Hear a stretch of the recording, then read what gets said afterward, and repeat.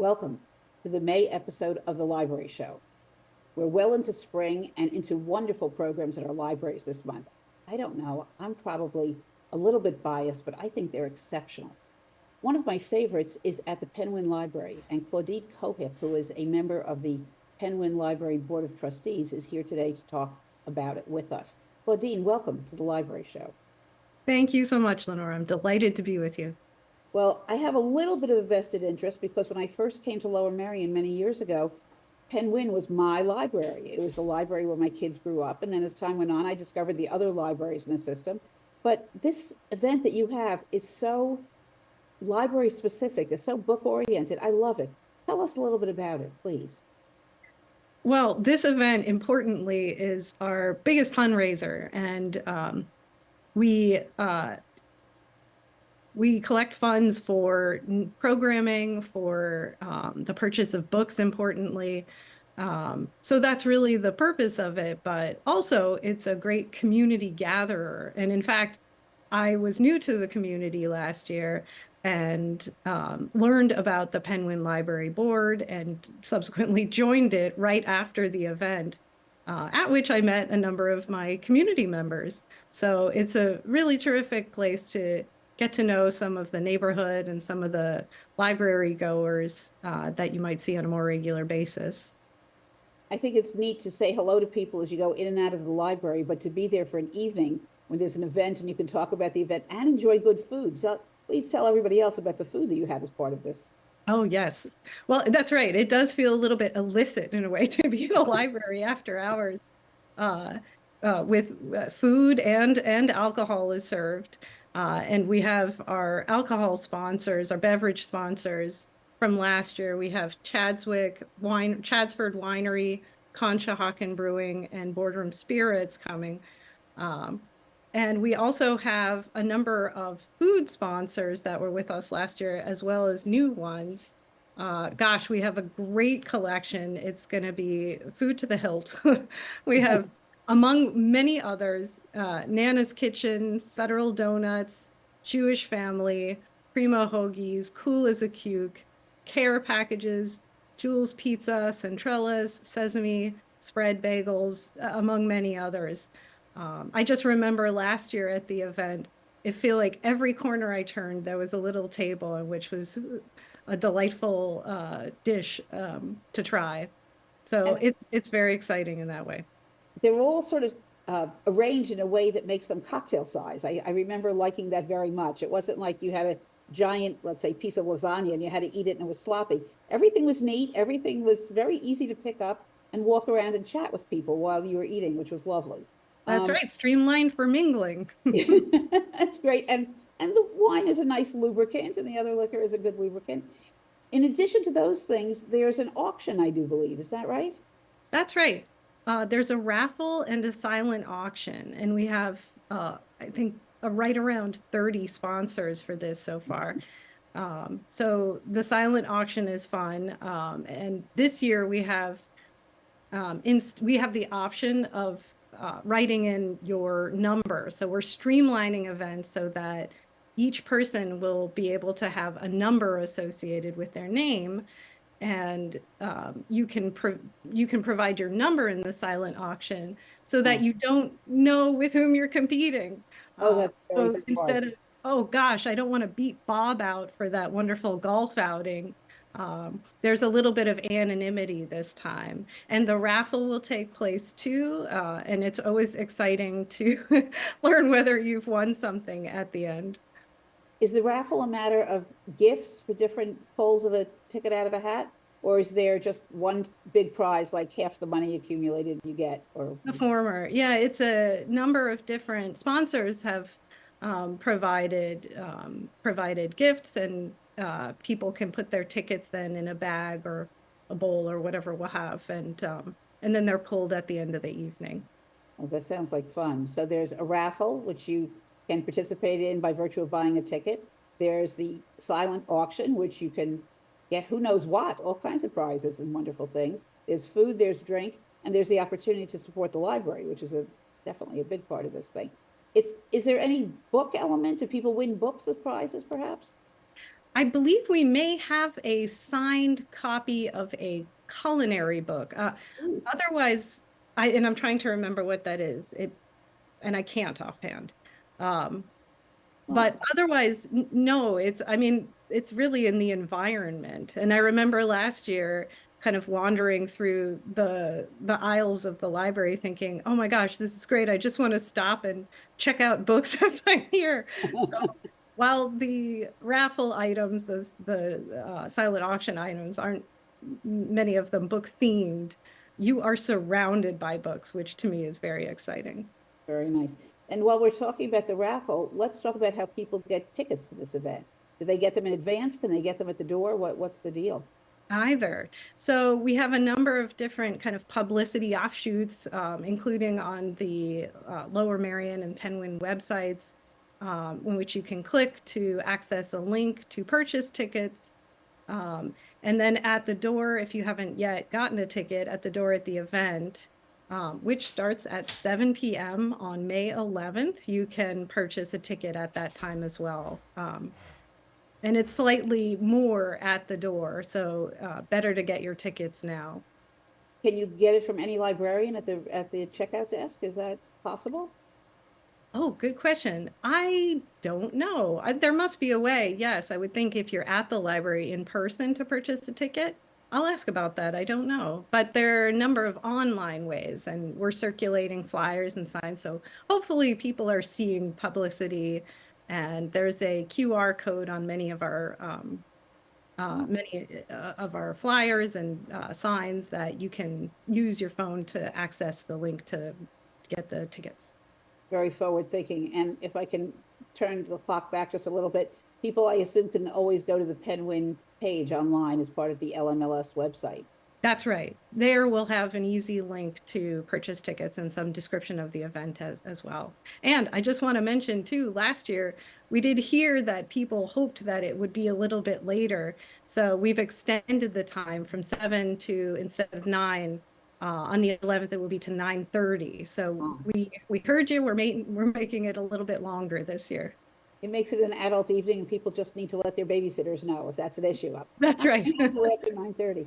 I thought one of the fun things about going to the event was that a lot of people go from the neighborhood. After all, it's the Penn Wynne Library. And I could see people walking on the sidewalks all around going to the library, which was super. Yes, in fact, last year I was walked there with my husband. My husband won a raffle prize, which was Oh, terrific, which happened to be alcohol. And we were leaving the library on foot because we live a couple of blocks away, and we're carrying around our alcohol and ran into neighbors and had an after party. So it was not it was not only the fun that we had at the library, but really demonstrated the kind of community gathering element of it while we were on foot leaving the library. that's So it's a great awesome. opportunity for us as relatively new to the community to meet people in the neighborhood. Okay, so any newbies who are watching, remember, coming to a community event at a local library is really a great way to get to know your neighbors, whether you win wine or not. Either way, it's good. Um, Exactly. I'll bring up this topic, which is can be a bad one. What if there's rain? Oh, good question, Lenore. Well, we are hosting it indoors. It Ah, will get tight, but I mean, we just are delighted that so many people year after year come to the event, but it will be indoors, so there is no rain date. okay, so people don't have to worry about that. All they have to do is just get to the library and be there and enjoy. So tickets, where it's give the address of the library, maybe for those people who might not know. Gosh, I don't have it on hand. Well, we could just describe it. It's on Overbrook Parkway, and it's just off Haverford Road. That's right. Yes, I did go there. You nailed it. I still remember my way to libraries. I have done some dropping off of items at libraries in my time, so definitely it's a thing. Meantime, I wanted to ask you, because we're new to each other, you're relatively new to the community. What is your professional background and how did you get involved in libraries? I am a lover of all types of communication, but my career is in scientific communication. So I'm a trained scientist and have recently kind of shot off into the world of scientific communication. A few months ago, joining an agency that focuses on public relations and scientific communication. for very small biotech companies. So I've kind of been able most recently in my career, after having pursued science at the bench, I've been able to combine a love of science with a love of communication. And now with joining the Penn Wynne Library Board, I'm able to kind of foster this love of communication by helping the programming, helping with the library program, the needs of the library board. Wow.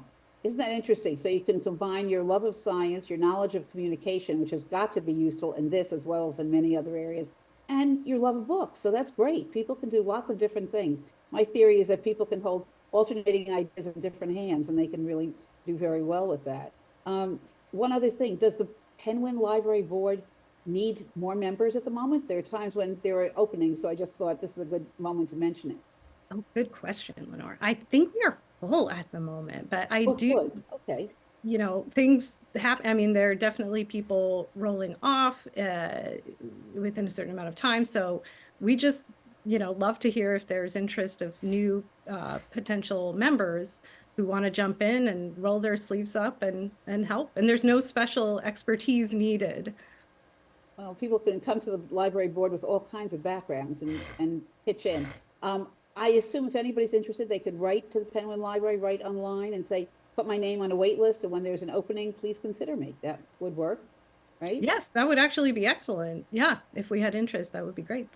And the other thing, by the way, when they write in to say they're interested, a good thing to do, and I know this from my own past with the libraries, is write a short paragraph about yourself and what your background is so people know a little bit about who you are. Claudine, thank you very much for coming on. I wish you great success with this event. I look forward to being there. And it's been a fun time. Welcome to the neighborhood, too. Thank you, Lenore. I look forward to seeing you there. And it's May 11th, 7 to 9:30. We look forward to seeing everyone there. Excellent. Thank you. Stay tuned. We'll be right back with more of The Library Show.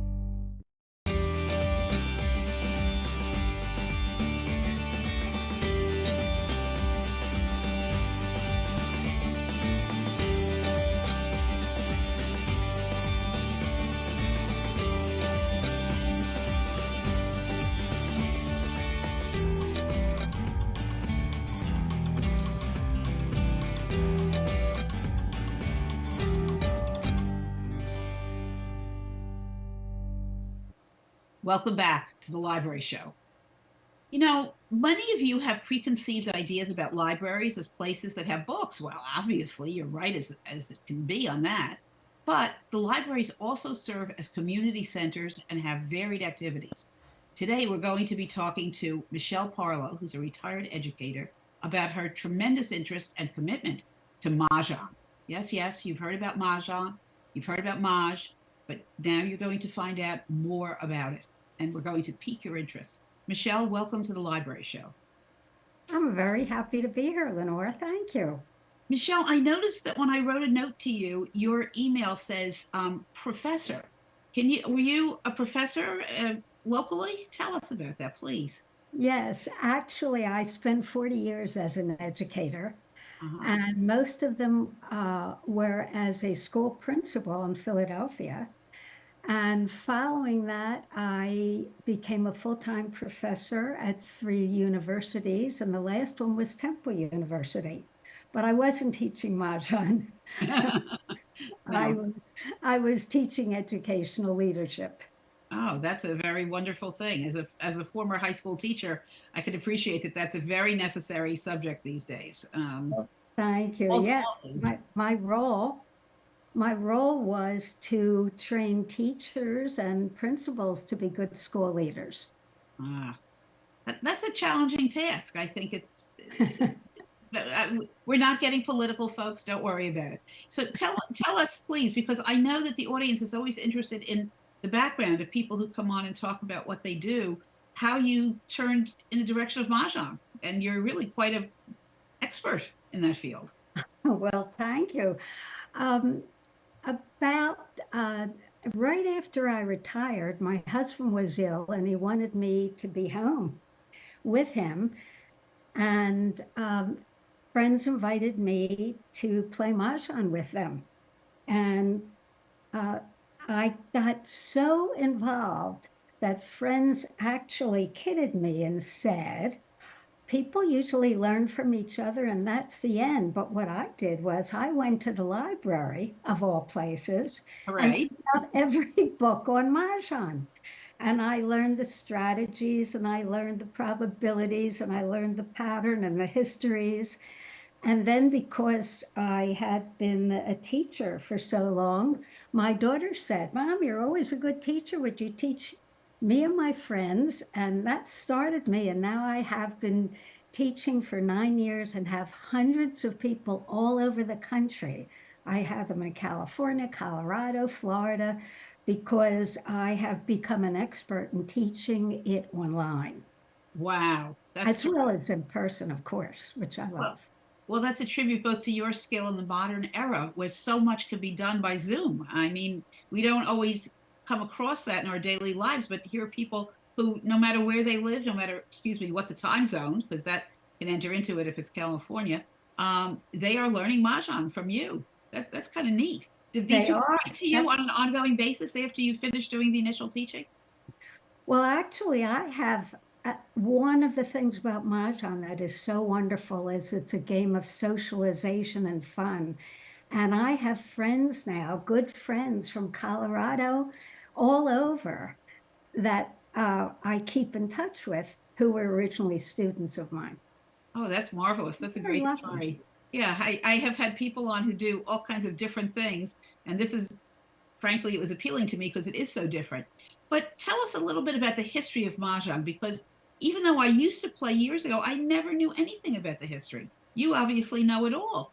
Well, thank you. I don't know about that, but I do know that uh, we can trace back to the 1820s, to around the 1800s, when the Chinese developed the game, and it was and still is the most popular game in the world Ah, because all of the Asian countries play it. Our version, the American Mahjong, is very different from the Chinese Mahjong. However, I think ours is a little more challenging, ah. but a lot more fun. How did it grab a hold in America? Well, there was a man named Joseph Babcock that worked for Standard Oil, and he was sent over to China as part of his work, was there for about 5 years, and was fascinated by watching the Chinese men playing Mahjong. And when he returned to the States as part of his job, of course, he went to Abercrombie and Finch and asked them to create a game, and it became the most popular game in 1920. Oh, my. And in fact, in the 1920s, the most popular dance was the Charleston. Well, in Mahjong, we have a series of operations where we pass tiles around and we call it the Charleston. Ah, well, Yeah. one of the things that I think makes Mahjong so interesting is that the rules change over time, that there are different ways that it's played, and it's not a static game. Is that a wrong understanding, or is that the way it goes? And not anymore. It was, there were different rules all over the country in the 1920s. And in 1937, a group of women in New York sat down and made the standardized rules and came up with a standardized card with all the hands on the rules. I don't know if you can see this card. I don't know, it's not Okay, very clear, we'll, but we'll make it clear. and, Okay. and now the same game with the same rules and the same card are played all over the country. However, every year in April, a new version of the National Mahjong League card with all the hands comes out. Oh, And it's the most exciting time of the year for Mahjong players to start with a new card. well, let's talk about the exciting event that you're presenting at the library. I would be remiss if I did not mention that for our viewers. So hang on. You're going to be at I'm going to be at the Bala Library on Wednesday night, May 15th at 7 p.m. I hope people will come and meet me. I'm going to have some Mahjong sets sitting out, and I'm going to give the whole history and the research, which is fascinating, which shows that this not only staves off boredom and helps older people, but it's apparently able to stave off depression and Alzheimer's. Oh, So they're wow. doing a lot of research, and it has a lot of value. But the most value is that when you sit down with friends to play Mahjong, it's a social game, it's a fun game, it's challenging, and most of all, you forget everything else and you just have fun. Now, can I ask you, because it's been a while since I've played, um, unlike bridge, where you need to keep the numbers in your head and you need to count cards and so on, Mahjong has many tiles, but it's a more relaxed game because you don't have to do that. You still have to focus, but you don't have to count tiles. Or am I wrong on that? And feel free to correct me. I don't. Act- Actually, I'm glad you asked, Lenore, because what is so wonderful about this game is that it can be played at different levels. And when Oh, a beginner plays, they can get Mahjong. And as an advanced player, I play in tournaments, and it's a little bit different game, but it's played at all different levels. So you can do as much counting tiles or forgetting about them as you want. okay. So the thing to do, hopefully, is to find people who play on the level that you're playing. If you're a beginner, you should play with other beginners and maybe one advanced person there to give a little hint of what to do here and there. I do try in my classes, and by the way, I'm with the Mainline School Night. I'm their online Mahjong teacher. I teach private classes, but I do try to form groups so when people are finished, they have others, friends to play with. Okay, sounds super. Well, May 15th, 7 p.m. at Bala Library. Michelle, thank you so much for coming on to talk about this. I've learned a lot, and I know if people come on the 15th, they will learn quite a lot too. Thank you. And best It of was, luck. it was fun, Lenore. Thank you for having me. I hope everybody comes see me on Wednesday, May 15th at the Ballard Library at 7. Excellent. Thank you. Bye bye. We'll see you next month when it's June, and June will be bursting out all over at the library show.